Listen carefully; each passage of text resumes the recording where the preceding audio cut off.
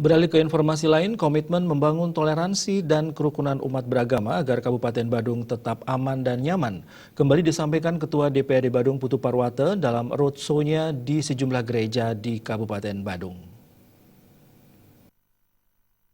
Hari Minggu kemarin, Ketua DPRD Badung Putu Parwata mengunjungi gereja Kristen Protestan Jemaat Marga Pakerti, Banjar Padang Tawang, Desa Canggu Kuta Utara.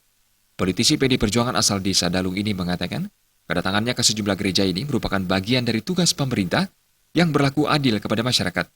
Menurut Putu Parwata yang juga menjabat Sekretaris DPC PD Perjuangan Badung, tugas pemerintah adalah mengayomi masyarakat termasuk masyarakat yang minoritas dan pemerintah tidak melarang umat untuk melakukan persembahyangan sesuai agama yang dianut. Begitu juga di bidang pembangunan, pemerintah Kabupaten Badung juga berlaku adil karena hal ini merupakan kewajiban pemerintah untuk mensejahterakan seluruh masyarakat di Kabupaten Badung tanpa melihat mereka kelompok minoritas ataupun mayoritas. Menyampaikan program-program pemerintah yang sudah dibuat, yang sudah diberikan kepada masyarakat.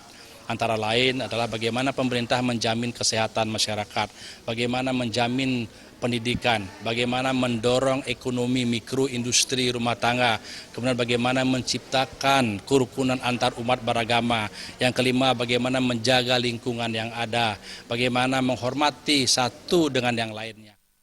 Parwata juga menjelaskan kegiatan yang dilakukan ini adalah inovasi pemerintah dalam melakukan pelayanan ke masyarakat, yakni pemerintah datang melalui sistem jemput bola untuk menyampaikan program-programnya kepada masyarakat dan umat-umat di Kabupaten Badung. Pada triwulan kedua difokuskan mengunjungi umat muslim, dan triwulan berikutnya mengunjungi seluruh pura dan bendesa yang ada di Kabupaten Badung. Tugas dan peran pemerintah di sini adalah memfasilitasi kepentingan daripada masyarakat, menjaga keamanan masyarakat. Karena apa? Badung ini harus kita ciptakan suasana yang aman, suasana yang nyaman. Kemudian kita menjaga daripada kekuatan yang kita miliki, yaitu sektor pariwisatanya. Nah, karena apa? Ini yang memberikan kontribusi yang besar terhadap pendapatan daerah Kabupaten Badung. Jadi kita harus sama-sama semuanya menjaga situasi yang aman, situasi yang nyaman. Ini kita harus bangun, sehingga satu dan yang lainnya harus hidup toleransi.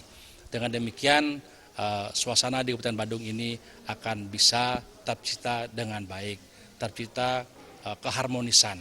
Nah, ini harapan kita di pemerintahan Kabupaten Badung.